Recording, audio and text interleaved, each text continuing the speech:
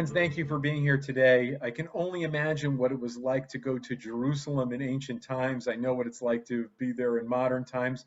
I actually know what it's like also to be in Greensboro for many, many years. This has been an incredible project, the Digital Sukkah project, and really has kicked off so many great conversations. But at any time that we've celebrated Sukkot over the years, it's meant interacting with many others. That's what we've been doing over the course of this week, and today's conversation is no exception. I'm really honored to welcome into the digital space today Rabbi Rafi Asher.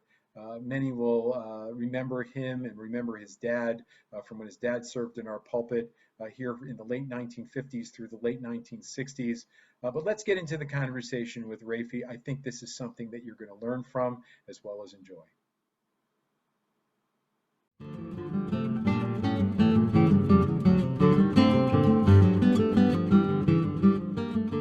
I'm really honored to invite in today for our conversation Rabbi Rafi Asher.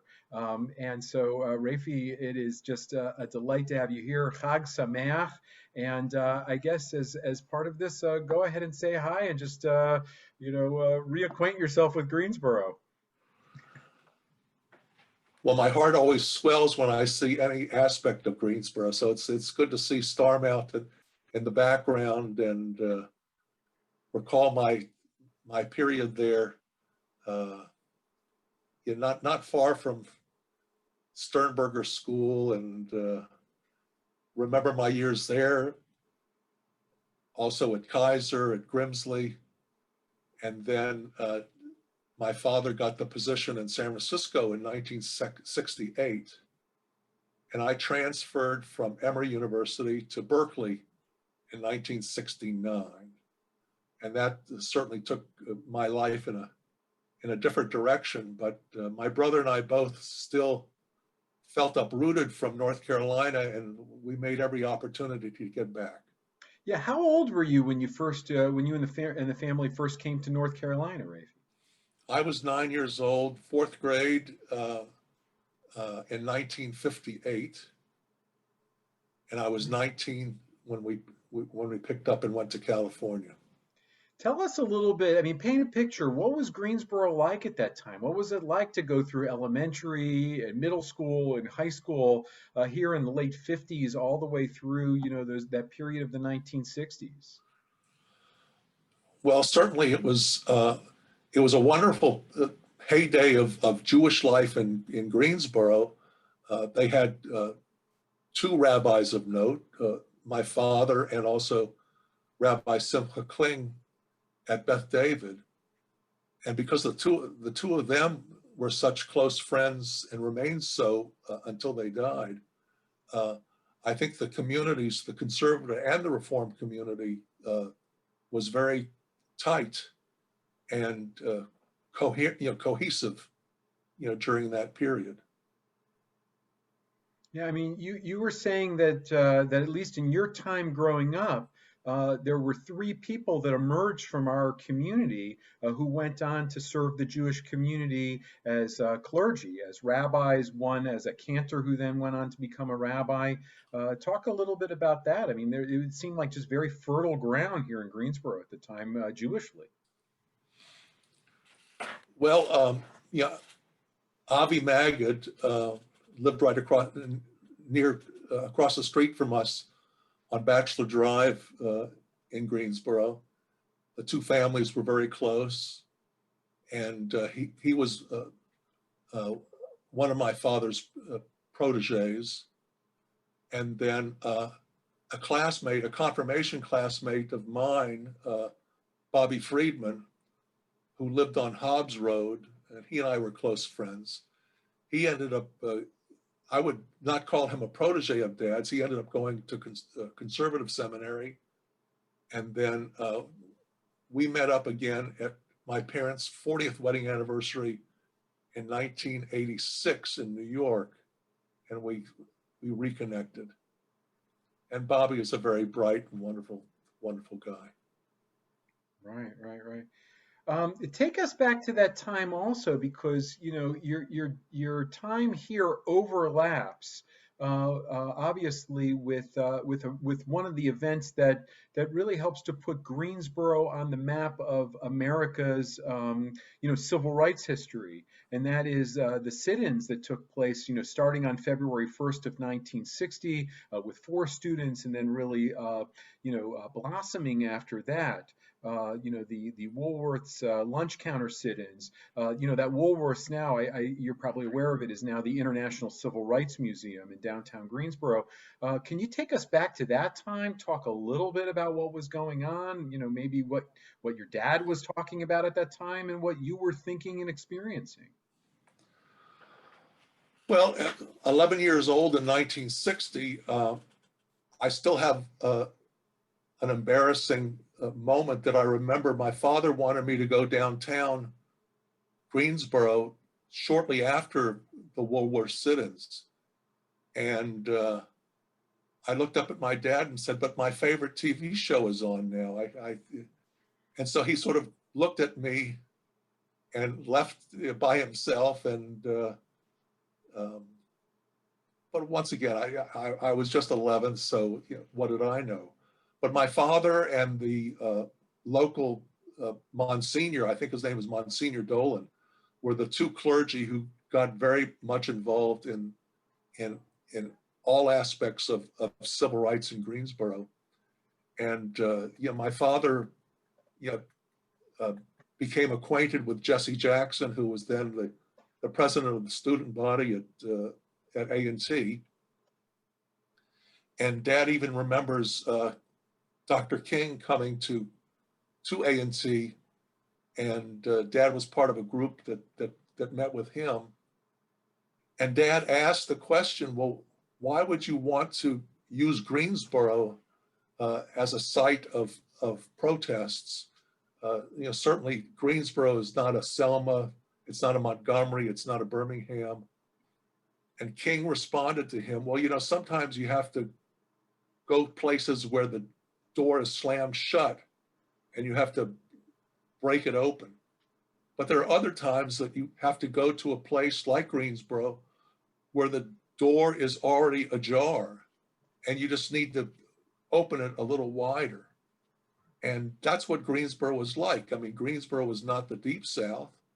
It was, they considered themselves the bastion of liberalism in the South, with all the educational institutions in North Carolina.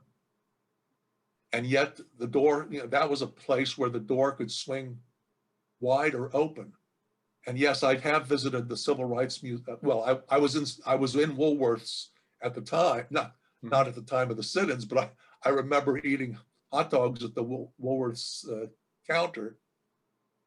And I revisited that Woolworths, that Civil Rights Museum, and was transported back to 1960. Yeah. People here in Greensboro, people who remember your dad's time, because they grew up at Temple Emmanuel, remember him as being, a particularly crafty orator and speaker from the pulpit. As far as senior rabbis of Temple Emmanuel goes, we're used to being around for a long time. It's something that takes us, maybe through the bulk, if not through our entirety of our career. And your dad was here for what one might say was a very important time, but for a short period of time, because he gains national prominence. But do you remember some of the way that he framed things at that time as he was talking from the pulpit about what was taking place, and broadly speaking, not just, within a mile from where the Green Street campus is, but also, how he was talking about framing things more generally speaking during that period? Well, I think many might not know that my father was European born. He was from Germany, and certainly from the pulpit, he had a very European, sort of British way of oratory from the pulpit. And he was certainly one of the best orators that I've ever heard. And certainly his sermons had the backdrop of Germany, where he was born in 1921. He was just 12 years old when Hitler came to power in 33. And Dad left Germany on his own in 1938, leaving his parents behind. And he joined his older sister in London. So then, my father's life, sort of rode the waves of history from London to Australia, and then came to this country in 1947 after marrying my mother in 1946. So he will always frame things with that backdrop of European history. And that, I think that made people's ears prick up. Yeah, I mean, his concern I take it, having seen the way that things unraveled and calling on America to, act differently, to be different, I would take it, might be the ways of putting it. Sure. Yeah. Is there an archive at some place? I mean, I know we have an archive here. Honestly, I know that there's also been some work to digitize, but is there an archive somewhere of his writings or of his sermons or other things like that, especially during the time that he was here? I'm asking, both personally, academically, intellectually, and rabbinically, but also, it just seems like a fascinating time to have been a rabbi in a very, very close proximity to where changes were going on. Well, a lot of his sermons were digitized at the Western Jewish History Center, which was part of the Magnus Museum in Berkeley.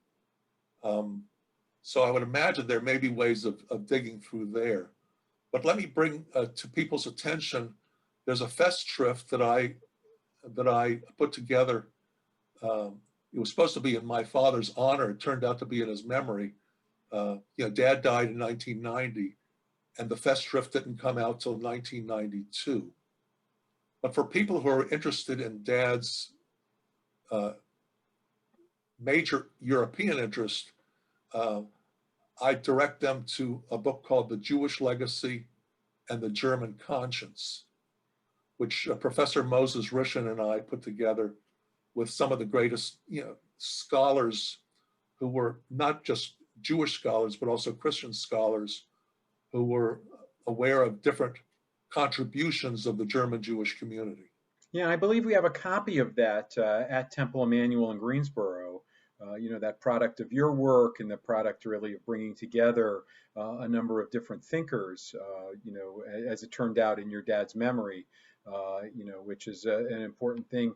I'm trying to think whether we have it in one of our offices or if it's in the Temple Library, but I can only encourage people that are interested in following that path of learning more to avail themselves of getting a copy of that and taking a look at it.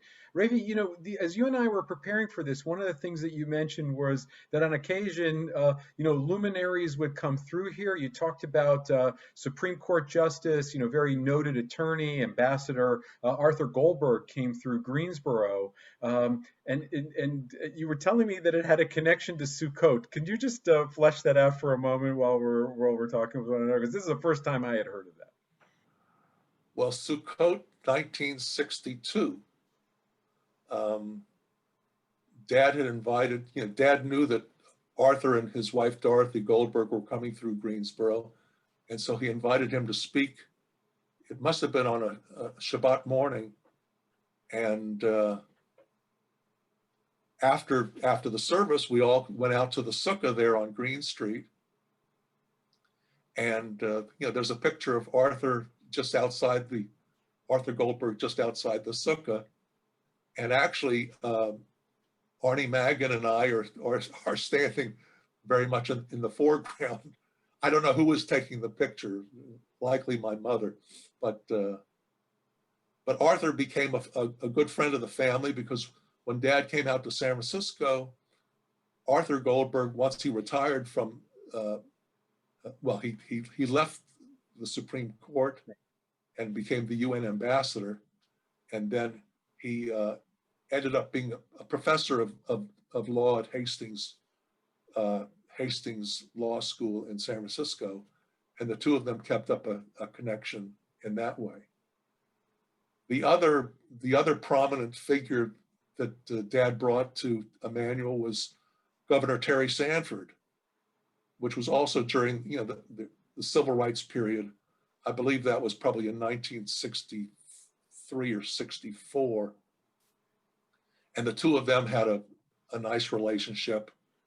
The governor asked Dad to deliver the baccalaureate address at UNC Chapel Hill, I think in the mid to late 60s.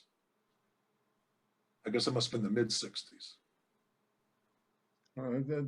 It's fascinating and it's great. Are there other, so when he leaves from Greensboro, he goes on to become the senior rabbi at Temple Emmanuel in San Francisco. And I know that his career there was quite, legendary. Could you tell a little bit about some of the work? Again, I'm doing this for people who may have, continued to be connected, but we didn't have the same type of connection back in the 60s and 70s that we do now. Maybe give people an update, talk a little bit about your dad, your mom, in the years after they were here in Greensboro.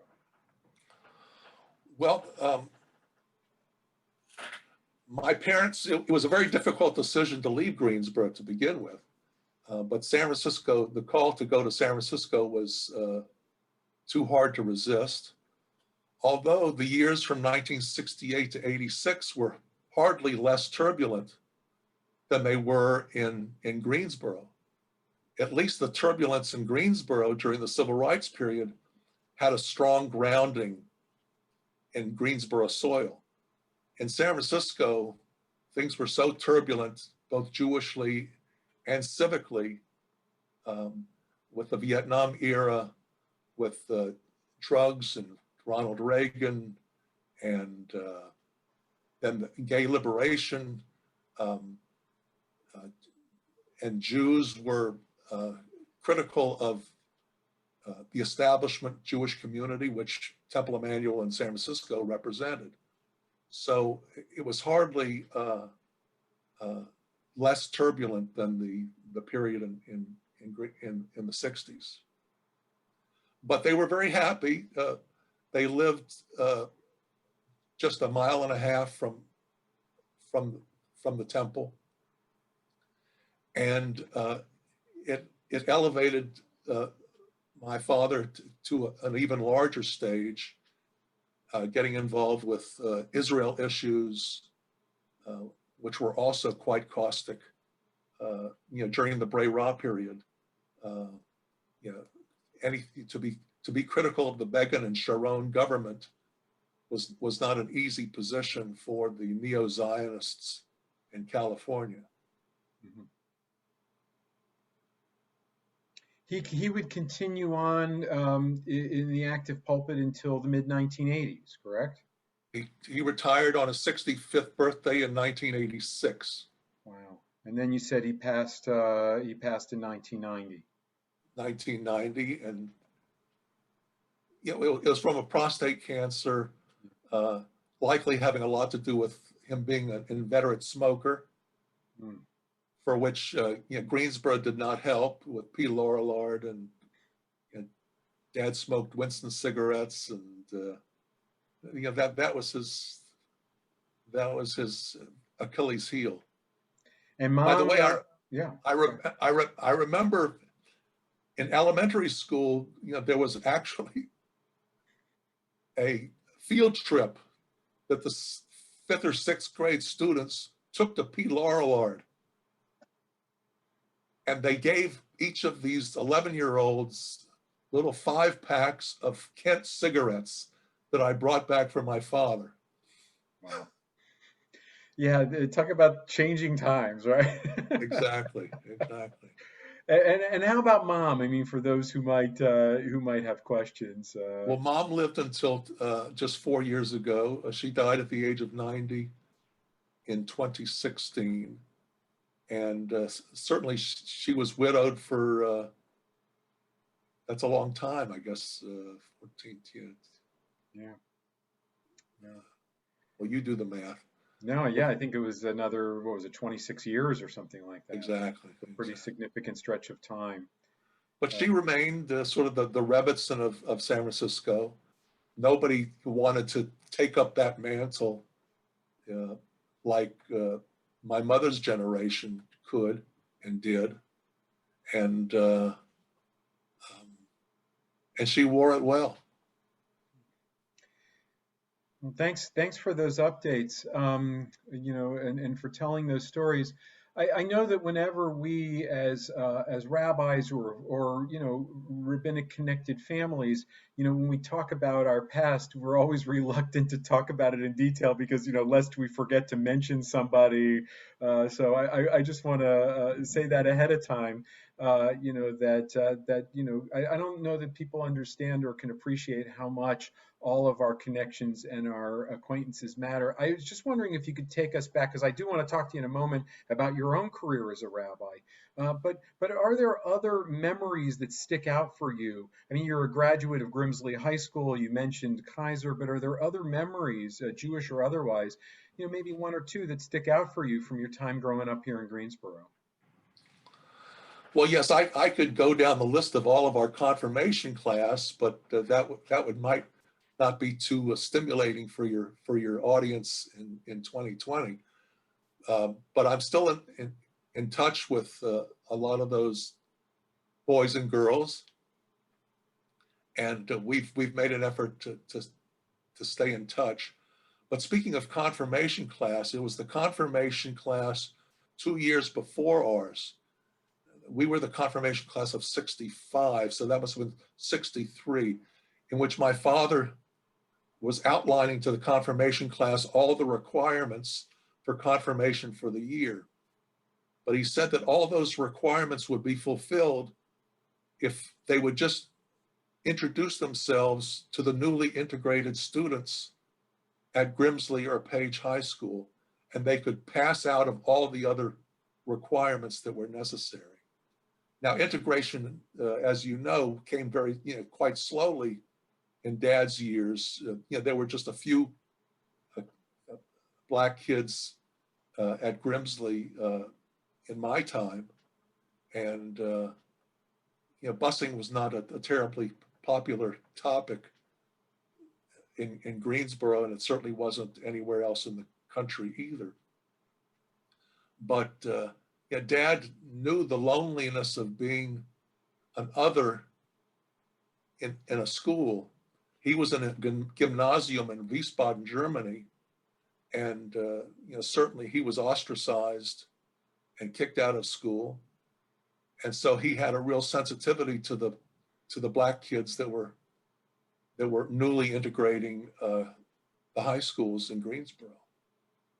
Wow. Were there students that took him up on that offer, maybe, and then graciously went on to do other things with confirmation, or? Well, that I don't know, but they were all. It was a good group. Yeah, I mean, it's a fascinating, and I would say a critically important Jewish assignment to have given them. Good for him for having done that. Well, yeah, I mean, I can mention there was a Beverly Camrus, who I believe was in that confirmation class, and she and her husband both went on to Washington, D.C. and were active in liberal causes. I believe, through the Johnson up through the Carter era. No surprises there. That's really, really an important impact. Talk a little bit about your time as a rabbi. Was this always in the cards for you? Going on to become a rabbi, and then tell us a little bit about your time and where you served over the years. Well, certainly my parents did not think of me as going in that direction, so there was no pressure. But when I was at Emory University for my freshman year, I took a class with the God is Dead theologian Thomas J.J. Altizer, which awakened me to religion as a serious course of study. And then when I transferred to Berkeley in 1969, I was an English major, so I was not very political. And when I graduated from Berkeley, I didn't know where I was going. but I took a year off, and I was recruited by a wonderful professor at the LA school, and ended up going to Jerusalem. And the rest of those 5 years were the best academically of my life. And certainly shortly after I arrived in Jerusalem, I knew that this was the place for me. Now, what year were you ordained in? You were ordained in 19, 77? 1977, correct. 77. I Where went did you, back. I went back to Jerusalem, and then I thought I might become an academic at a certain point, but then I realized that was not in the cards. So I came back, and I took my first position in Framingham, Massachusetts, for 2 years. I was still single and quite miserable with my senior rabbi in Framingham, who will remain nameless. And then a position at the congregation in Berkeley came available as a sabbatical replacement. Avi Levine of blessed memory took a sabbatical and went to Jerusalem, and I came back to Berkeley in 1980, 81. It was during that year that I met my wife, who was just graduating from Berkeley. She's 10 years younger than I am. And she ended up going to Berkeley Law School. So we stayed in Berkeley, and it was during that year in Berkeley that a congregation in Walnut Creek was just starting with 18 families. So I attached myself to them part-time for the first 2 years, and then it became a full-time position with the third year. So I was started with them in 1981, and I stayed with them until 2014, 33 years later. amazing. And my father was the installing rabbi, and of course he had many national and international experiences, but he said something at my installation. He says, I never had the opportunity to found a congregation. And that was an opportunity that I really am glad I didn't pass up, because those people, those young, that young generation that started the congregation in 1981, we're still all very thankful for that experience and are still connected to this day. Right. And that congregation has gone through a transition as you retired, became emeritus rabbi, and I'm still the emeritus. There was a rabbi who followed me, was there for 5 years, and then went on to come back to the East Coast, where her nuclear family was. And then the woman who was the cantor with me for 10 years ended up becoming ordained through the academy as a rabbi, and is now my successor's successor. Wow. And she and I are very close, and she's taking the congregation through this very difficult year. This is her first year as a rabbi, and what a heck of a year it is to be a rabbi for a rookie rabbi at this time. Yeah, this period really has unprecedented challenges to it, one might say, but also unbelievable opportunities. And it sounds like they're even in these times to have someone to guide them through, right, rookie or otherwise. It sounds like they're going to be in good hands, especially with you and your involvement. So, yeah. Listen, on that note, I just want to say this. On the one hand, I've been looking forward to our conversation ever since I reached out, and it wasn't that long ago that I reached out just to share this idea that we'd be talking today. I've really been looking forward to this, and I just want to thank you again for your time and for your generosity in terms of the storytelling. I'm sure there's many, many more that we haven't gotten a chance to go to. Just before I stop the recording, Raphael, is there anything else that you want to say at this point? Well, I remember it was fortuitous that the Greensboro contingent and the Walnut Creek contingent were seated next to each other in a hall of 5,000 back in December. And so I believe it was you and Fred who invited me to come over and say hello. And I asked at the table, I said, does anybody here remember Joe Asher? And there was one woman at the table who raised her hand and said she remembered Afrique Kilimanjaro. That's right. And I said, well, I remember the Stevenson family being one of the regular families that came in the early to mid 60s. I believe John Stevenson and his wife were converted by Rabbi Fred Rippins, and then were befriended by my family, through the 60s. Yeah, it is really a small world. I remember that encounter. This took place at the Union for Reform Judaism's biennial in Chicago. It seems like ages ago. It was just last December. Right. And it turns out that Vicky Kilimanjaro is one of the people who I've also invited into the Digital Sukkah this past week. So, just in that small Jewish world, whether it's, we can think that things are very big, right? San Francisco area, the Bay Area, to central North Carolina and Greensboro. And yet, look at it. It always kind of all these roads bring us back together. I just find it fascinating how so many roads go through Greensboro, so many paths come through Greensboro. And Rafi, I'm really grateful for our connection, for your time today. I want to again take this opportunity just to wish everyone a Hag Sameach. That this Sukkot has been filled with joy, even with the challenges of these times. And I know that we're all looking forward to the day when we can all safely be back together with one another. But on that note, let me again wish you, Hag Sameach, and Rafi, just a big Toda Rabbah, a big thank you so much for being with us today. Well, it was a pleasure to be a guest in your sukkah. Thanks again.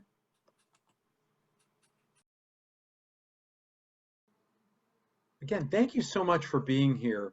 In addition to us sharing a conversation, Rabbi Raphael Asher was able to share a couple of pictures with me, which I'd like to now share with you. And I think that there are some here in Greensboro who will really appreciate these pictures. Here is a picture of Rabbi Joseph Asher, just so that we can get a sense of him.